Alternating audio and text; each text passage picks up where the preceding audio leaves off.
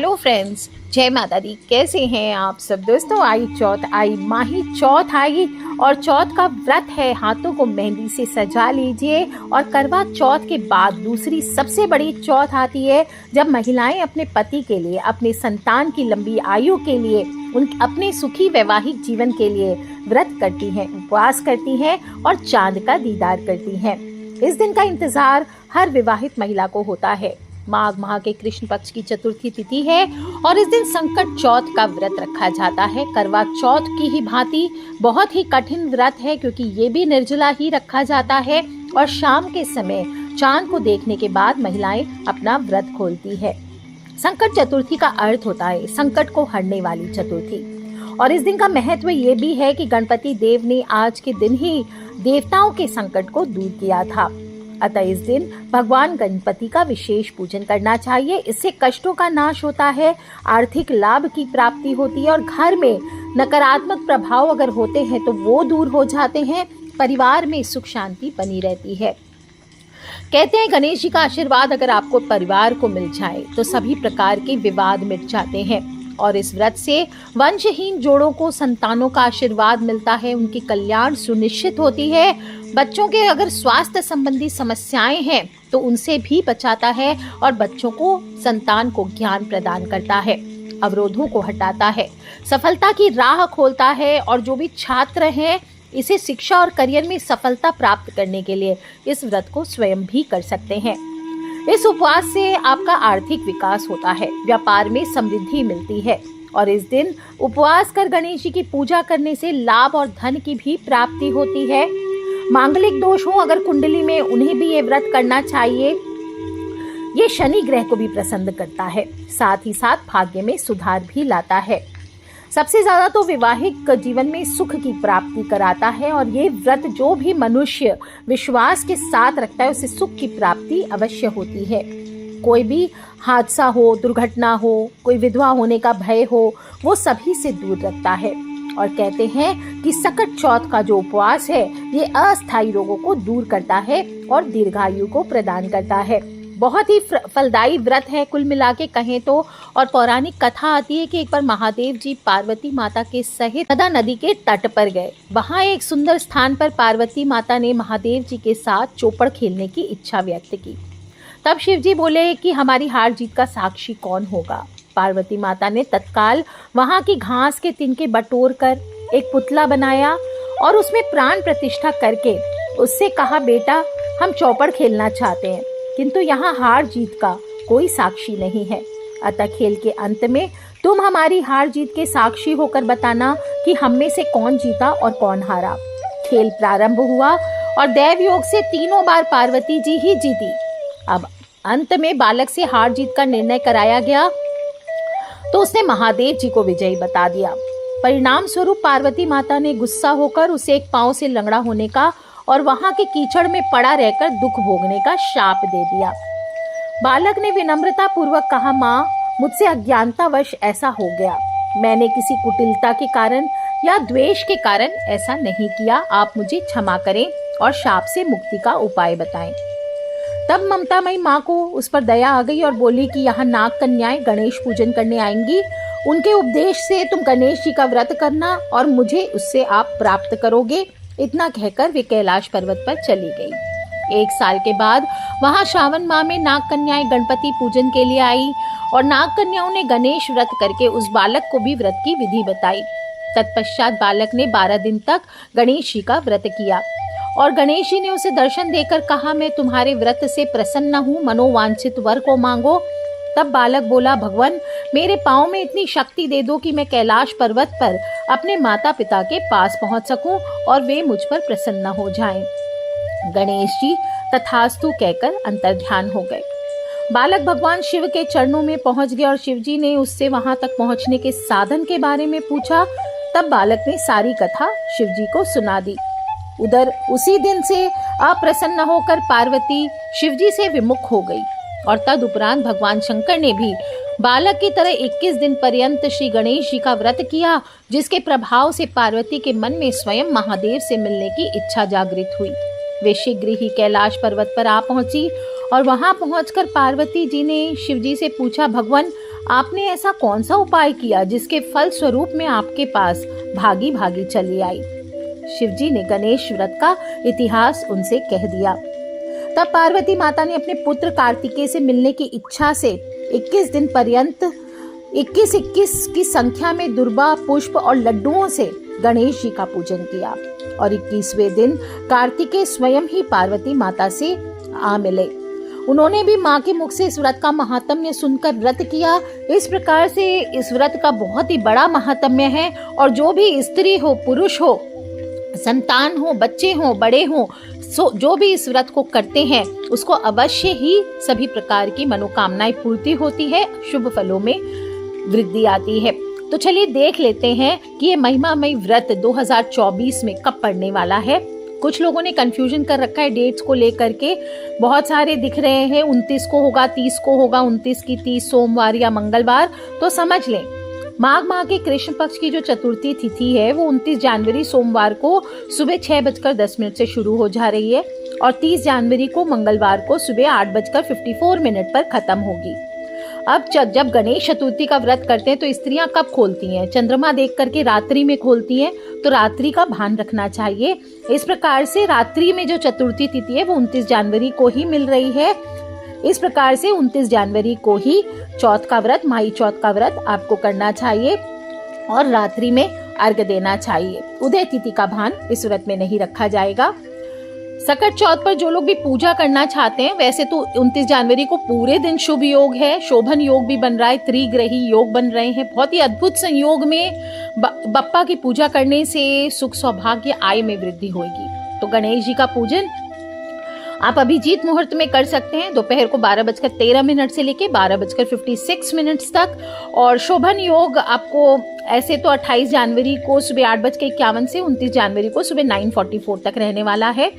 और इस दिन धनु राशि में मंगल, शुक्र और बुध विराजमान होने वाले हैं। इससे त्रिग्रही योग बनेगा। ऐसे में जो भी मनुष्य इस दिन गणपति देव को सिंदूर हो, दुर्बा हो, इससे पूजा करता है तो 3-3 ग्रहों की कृपा प्राप्त होती है। आगे मैं बताऊंगी सिंदूर से और दुर्बा से किस प्रकार से उपाय करना है। और इस दिन रात्रि में चंद्रमा को अर्घ देना होता है। तो रात को 9:10 पर उदय तिथि हो रही है, चंद्रमा के दिखने का समय हो रहा है। बाकी आप अपने अपने शहर के अनुसार टाइम देख लें। और इस समय माताएं चंद्रमा को अर्घ देंगी। कैसे करना है तैयारियां बता दूं। एक दिन पहले ही मेहंदी लगा लीजिए, अपने जो भी वस्त्र कला आप धारण करेंगे उसको निकाल कर रख लीजिए और नैवेद्य बना लीजिए तिलकुट्टा का। तिलकुट्टा या तो आप बाजार से भी ला सकते हैं, घर में ही तिल और गुड़ को कूट करके आप तिलकुट्टा बनाकर रख लीजिए। और इस दिन तिल और गुड़ से बने हुए लड्डू, ईख, शकरकंद, जो गंजी होता है, अमरूद, गुड़ और घी, ये गणेश जी को अर्पित करने की महिमा है। इसीलिए इसको तिलकुट चौथ के नाम से भी जाना जाता है। ज्यादा तिल की वैल्यू होती है। प्रभु का ध्यान करते हुए रात्रि में सो जाइए। संकष्टी चतुर्थी के दिन सुबह जल्दी उठिए, घर की साफ सफाई करें और स्नान करें, लाल पीले सुंदर वस्त्र पहने। गणेश जी की मूर्ति हो तो वहां जाकर के आप चाहे तो एक छोटी सी लोटी में जल और थोड़ा सा तिलकुट्टा रख लीजिए और व्रत का संकल्प लें। इस आपके पास मूर्ति या फोटो ना हो तो गणेश जी की, तो आप मिट्टी से भी गणेश जी बना सकते हैं। अपने पौधे में से तुलसी छोड़ के किसी और गमले से मिट्टी लेकर के आप गणेश जी बना लीजिए। और या फिर एक सुपारी पर कलावा लपेट कर उसको थोड़े से चावलों पर विराजमान कर दीजिए। ऐसे भी आप गणेश जी बना सकते हैं और पंचोपचार विधि से उनका पूजन करें। सिंदूर हो, जनेऊ हो, ये अर्पित कीजिए। सिंदूर की लाली गणेश जी को बहुत भाती है। तो कुछ करें ना करें, इस दिन आरोग्य की प्राप्ति के लिए, सक्सेस के लिए सभी लोग, स्त्री हो, पुरुष हो, बच्चे हो, कम से कम एक चुटकी सिंदूर गणेश जी के माथे पर लगाइए और फिर वहां से लेकर के थोड़ा सा अपने माथे पर लगाइए। और सिंदूर चढ़ाते समय बोले, अगर मंत्र बोल सकते हैं तो बोले, सिंदूरम शोभनम रक्तम सौभाग्यम सुखवर्धनम शुभदम कामदम चैव सिंदूरम पति गुह्यताम और ओम गण गणपतये नमः। इस प्रकार से बोलिए। पूरा नहीं भी बोल सके तो सिर्फ ओम गण गणपतये नमः बोलते हुए आप गणेश जी को सिंदूर अर्पित करें। और इसके बाद पुष्प चढ़ाएं। इस दिन गुड़हल के पुष्प चढ़ाने का विधान आता है, तो लाल फूल चढ़ाइए। दुर्बा घास चढ़ा सकते हैं। दुर्बा अर्पित करना, बच्चों से भी दुर्बा घास की आप 21-21 गांठ हो सके तो बच्चों को गार्डन में लेके जाइए और बच्चों को बोलिए घास तोड़िए, दुर्बा घास जो है उसको चुन चुन करके 21-21 दुर्बा की स्वयं से गांठ बना लें और फिर शाम के समय गणेश जी को दुर्बा अर्पित करें। बोले इदम दुर्वादलम ओम गण गणपते नमः। क्या बोलेंगे? इदम दुर्वादलम ओम गण गणपते नमः।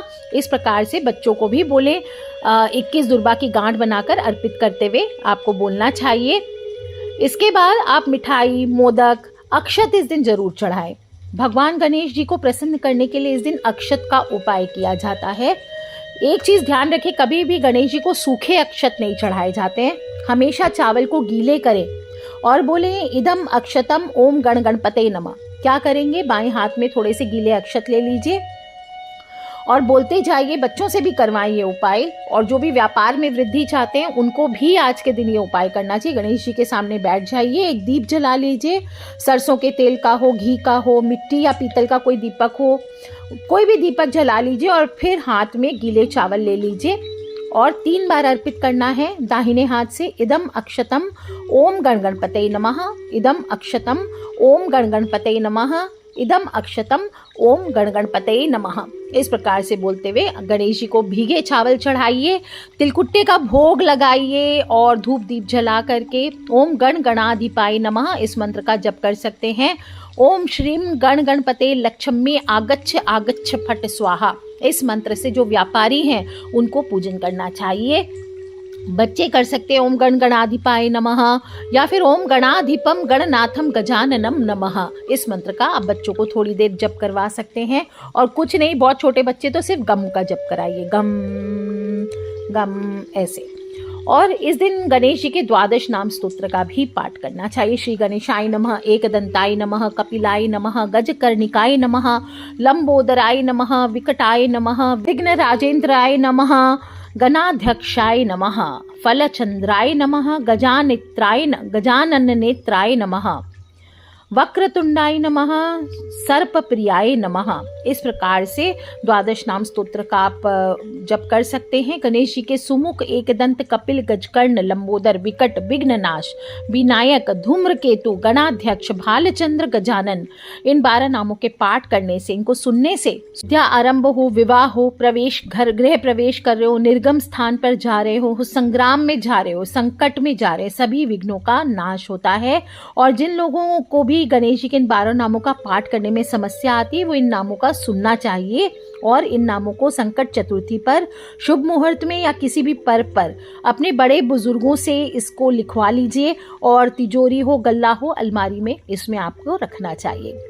गणेश जी के इस प्रकार आगमन से सद्बुद्धि आती है, जिससे माँ लक्ष्मी का वास होता है, घर परिवार में खुशहाली आती है। आप चाहें तो इस दिन गणेश गायत्री मंत्र का जाप कर सकते हैं। ओम एकदंताय विद्महे वक्रतुंडाय धीमहि तन्नो दंती प्रचोदयात्। ओम श्री गणेशाय नमः। दोस्तों, इस दिन भगवान गणेश जी के इस प्रकार से पूजन करने से बच्चों के जीवन से सभी प्रकार के दुख हो, कष्ट हो, विघ्न बाधाएं हो, दूर होती हैं। और इस प्रकार से पूजन करने के बाद थोड़ा सा तिलकुट्टा हाथ में लेकर के और जल का लोटा एक सामने रख लीजिए और आपको व्रत की कथा सुननी चाहिए। व्रत की कथा में लंबा हो जाएगा, दूसरे वीडियो में सुनाऊंगी। और कथा पूर्ण होने के बाद एक कटोरी में तिलकुट्टा और रुपया रखकर बायना निकालें, सासू माँ को दे दें या फिर सासू माँ के समान कोई और स्त्री हो उनको आप दे सकते हैं। हाथ वाला तिलकुट और जल रख दीजिए। रात में चंद्रमा जब उदय हो तब उस समय अर्घ्य दिया जाता है। सकट चौथ के दिन रात को चंद्रमा की पूजा अवश्य करनी चाहिए। स्त्रियां तो करेंगी ही संतान के लिए, सभी पुरुष भी चाहें तो कर सकते हैं। और ओम सोम सोमाय नमः इस मंत्र का जप करते हुए पुरुष हो जो संतान हो सभी लोग चंद्रमा को जल चढ़ाइए। इससे एक तो मानसिक तनाव दूर होता है और चंद्रमा को अर्घ देते समय ध्यान रखें लोटे में तिल भी डाल लेना है। जो लोग तिलकुट्टा प्रयोग स्त्रियां तिलकुट्टा डाल के करेंगी, बाकी जो पुरुष आदि हैं वो भी तिलकुट्टा भी ले सकते हैं अर्घ देते समय, और या फिर नॉर्मल तिल डाल करके आप अर्घ दीजिए। और इस दिन गौ माता को भी थोड़ा सा तिलकुट्टा अवश्य खिलाना चाहिए, गौ की सेवा करनी चाहिए। शाम को चंद्र दर्शन के बाद ही व्रत का पारण किया जाता है। भक्ति भाव से अनुसरण करें इस व्रत का। और ये जो व्रत है ये बच्चों को बुरी नजर से भी बचाता है। इसके साथ ही जो माँ अपने बच्चों के लिए इस दिन व्रत रखती है वो अपने संतान को कई प्रकार के संकटों से बचा सकती है। तो सभी लोग ज़रूर रखें और गीले चावल का उपाय ज़रूर कीजिए। कहते हैं कि बच्चे इससे लबालब कामयाब होते हैं। और इस तरह से आपको बता दिया है कि संकट चतुर्थी कौन से दिन रखना है। माई चौथ, तिलकुट्टा चौथ आपको 29 जनवरी सोमवार के दिन ही व्रत रखना है। कन्फ्यूजन में ना रहें कि 30 जनवरी को रखना है, उदय तिथि का भान नहीं रखना है। तो स्वयं भी इस इन्फॉर्मेशन को ध्यान से नोट कर लीजिए और अपने फ्रेंड्स, फैमिली, मम्मी पापा, भाई बहन, बच्चे सभी लोगों से छोटी छोटी बातें हैं, छोटे छोटे इन्फॉर्मेशन है, शेयर करते रहा करें, क्योंकि हमें नहीं पता कौन सा उपाय कब किसकी लाइफ बदल दे। So love you all friends, take care. जय माता दी, बम बम भोलेनाथ की जयकारा, शेरावाली दा बोल, सांचे दरबार की जय। ओम गण गणपति नमः, गणेश जी महाराज की जय, पार्वती माता की जय। प्रकार से व्रत को संपूर्ण करते हैं। आगे जो भी स्त्रियां कथा सुनना चाहते हैं माई चौथ के, वो सुन सकते हैं। जो लोग भी पूजा के समय सुन रहे हैं तो प्लीज़ अपने हाथों में थोड़े से तिल, गुड़ और आखे ले लें। आखा यानी गेहूं के 13 दाने आपको हाथ में लेकर कथा सुननी चाहिए। अगर गेहूं नहीं है, चावल के दाने भी आप ले सकते हैं। तो चलिए शुरू करते हैं माही चौथ की कथा। बोलिए माही चौथ माता की जय। एक साहूकार साहूकारनी थे, उनके संतान नहीं हो रही थी। एक दिन साहूकारनी ने पड़ोसन को माही चौथ का व्रत करते देखा। पड़ोसन से व्रत का महात्म्य पूछकर उसने कहा, यदि मेरे गर्भ ठहर गया तो मैं चौथ का व्रत रखूंगी और 1.25 सेर का तिलकुट्टा चढ़ाऊंगी। पुत्र हो गया तो बोली कि बेटे का विवाह हो जाएगा, तब व्रत करूंगी और तिलकुट्टा भी चढ़ा दूंगी। चौथ माता ने सोचा कि ये महिला तो बड़ी चालाक है, अपनी बात को टालते जा रही है, मुझे ही मूर्ख बना रही है, इसको सीख देना जरूरी है, नहीं तो ऐसे लोगों की वजह से ये लोगों को मूर्ख बनाती रहेगी। समय बीता, विवाह का दिन भी आ गया, फेरे होने लगे। तीसरे फेरे के बाद चौथ माता ने अपने प्रभाव से दूल्हा बने बेटे को उठाकर एक बड़े पीपल के पेड़ पर बिठा दिया। कई दिनों तक दूल्हे की खोज चलती रही, पर वो नहीं मिला। और जब गंगौर आई तो युवतियां पीपल के पेड़ के नीचे दूब लाने को गई। पेड़ पर बैठा दूल्हा एक युवती से हमेशा एक ही बात बोलता, आ मेरी अधब्यायड़ी, आए मेरी अधब्यायड़ी। ये बात बार बार सुनकर वो युवती डर के मारे पतली होने लगी। एक दिन उसकी माँ बोली, मैं तुझको इतना खाना देती हूँ, फिर भी तू क्यों सूखती जा रही है। तब उसने माँ को बताया कि दूल्हे की पोशाक में पेड़ पर बैठा एक लड़का मुझसे रोज कहता है, आए मेरी अधब्यायड़ी। ये सुनकर उसकी माँ वहां गई और वहां जाकर देखा तो बोली, अरे बावली, ये तो तेरा ही दूल्हा है। माँ ने उससे पूछा, जमाई सा, आप यहाँ क्या कर रहे हो। दूल्हा बोला, ये सब मेरी माँ की करनी का फल मैं भुगत रहा हूँ। मैं यहाँ चौथ माता के कारण पड़ा हुआ हूँ। मेरी माँ बहुत चालाक है, उसने चौथ माता का व्रत करने का वादा किया पर उसे पूरा नहीं किया। सबक सिखाने के लिए चौथ माता मुझे उठा लाई है और यहाँ लटका दिया। तब युवती की माँ युवक की माँ के पास गई और उनको सारी बात बताई। साहूकारनी बोली, हे माता, मुझे माफ कर दो, मुझसे बहुत बड़ी भूल हो गई। मैं तेरा व्रत भी रखूंगी और 2.5 मन का तिलकुट्टा भी करूंगी।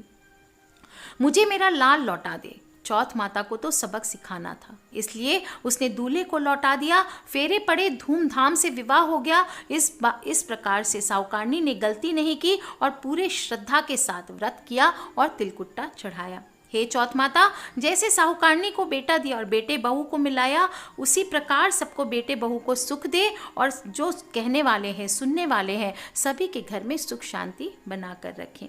बोलिए चौथ माता की जय। इसके बाद आपको गणेश जी की कथा ज़रूर सुननी चाहिए। गणेश जी की कथा सुनते हैं तो जो आँखें आपने हाथ में लिए होते हैं वो आपको बदल लेने चाहिए। जो चौथ माता के जो आँखें हैं वो आप किसी कागज़ में लपेट कर रख दें, ताकि शाम को जब अर्घ देंगे तो आप अर्घ देते समय उन आँखों को ले करके आप अर्घ देंगे। दूसरा, आप थोड़ा सा तिलकुट हाथ में ले लें। इसके बाद गणेश जी की कथा सुने। बोलिए गणपति देव की जय। एक जेठानी देवरानी थी। देवरानी धनवान और जेठानी बहुत गरीब थी। जेठानी देवरानी के घर पर नौकरानी के जैसे काम करती थी। वहां पर वह जिस कपड़े से आटा छानती उसे घर लेकर पानी में धोती थी और वो पानी अपने पति को पीने के लिए और बच्चों को देती थी। एक दिन देवरानी के बच्चों ने अपनी ताई जी को यह करते हुए देख लिया। उन्होंने जाकर अपनी माँ से बता दिया। ये जानकर देवरानी को बहुत गुस्सा आया और अगले दिन जेठानी आई तो देवरानी उससे बोली, तुम आटा छानने का कपड़ा यहीं छोड़कर जाओ, हाथ धोकर के घर जाओगी। बेचारी जेठानी ने ऐसे ही किया। घर जाने पर उसके पति ने आटे का घोल मांगा। इसकी पत्नी ने सारी बात बता दी। उसके निखट्टू पति ने गुस्से में आकर लकड़ी से जोर जोर से उसे मारा। जेठानी गणेश जी की भक्त थी और गणेश जी को याद करती रोती रोती सो गई। गणेश जी उसके दुख को जानते थे। उन्होंने सपने में आकर पूछा तो उसने सारी बात बता दी। गणेश जी ने कहा, मैं कई जगह तिलकुट खाकर आ रहा हूँ, इसलिए मुझे निपटने की इच्छा हो रही है, मैं कहाँ जाऊँ। जेठानी ने कहा, तूने मुझे कुछ तो दिया ही नहीं है, घर में रखा ही क्या है, सारा घर आंगन खाली पड़ा है, तेरी जहाँ मर्जी हो वहीं बैठ जा। गणेश जी जहाँ जहाँ मर्जी पड़ी वहाँ वहाँ उन्होंने अपना काम कर दिया। फिर पूछा, तेरे घर में तो पानी भी नहीं है, पोंछनी भी तो है। तब जेठानी ने तंग होकर कहा, मेरे सिर के बालों से पोंछ ले। गणेश जी ने ऐसा ही किया। सुबह जब जेठानी की नींद खुली तो देखी कि सारे घर में सोना चांदी हीरे मोती बिखरे पड़े हैं और हीरे जवाहरात समेटने में उसे देर हो गई। देवरानी ने देखने के लिए बच्चों को भेजा। बच्चों ने लौटकर सारी बात बताई।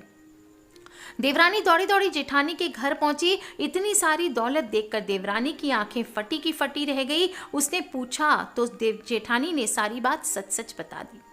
वो दौड़ी दौड़ी घर पहुंची और अपने पति से पाटिये से मारने के लिए कहा और पति ने कहा, अरे मूर्ख, पैसे की भूखी, मार क्यों खाना चाहती है। वो नहीं मानी तो पति को गुस्सा आ गया और उसने अच्छे से उसकी ठुकाई कर दी। उसने सारा घर खाली कर दिया और गणेश जी का नाम लेकर के आटा पाटा लेकर के सो गई। सपने में गणेश जी आए, सारी बातें उसी तरीके से हुई। सुबह जब देवरानी उठी तो सारे घर में गंदगी का साम्राज्य था। भयंकर दुर्गंध से घर भरा हुआ था, बालों में गंदगी लिपटी हुई थी। उसने गणेश जी को याद किया तो गणेश जी प्रकट हुए। देवरानी बोली, तूने मुझे धोखा दिया है। गणेश जी ने कहा, तूने तो धन दौलत के लालच में झूठ की मार खाई, जबकि उसने धर्म के रक्षा में मार खाई। उसने कहा, आप अपनी माया समेट लो। तब गणेश जी ने कहा, तू अपनी जायदाद का आधा भाग जेठानी को दे दे तथा उससे नौकरानी की तरह काम लेने के लिए माफी मांग, तो मैं अपनी माया समेट लूंगा। देवरानी ने वचन दिया तो गणेश जी ने अपनी माया को समेट लिया और हे गणेश जी महाराज, जैसा तूने जेठानी को दिया वैसा ही सबको देना और देवरानी जैसा दिन किसी को मत देना। कहते सुनते हुकारे भरते सभी को देना। बोलिए गणपति देव की जय। माई चौथ की व्रत की कथा इसी प्रकार से संपूर्ण होती है। चंद्रमा को अर्घ दें और उसके बाद तिलकुट्टा थोड़ा सा सासू माँ को बायना दे करके उनका आशीर्वाद लें और तिलकुट्टा थोड़ा सा प्रसाद ले करके फिर आपको भोजन करना चाहिए। आज के लिए इतना ही।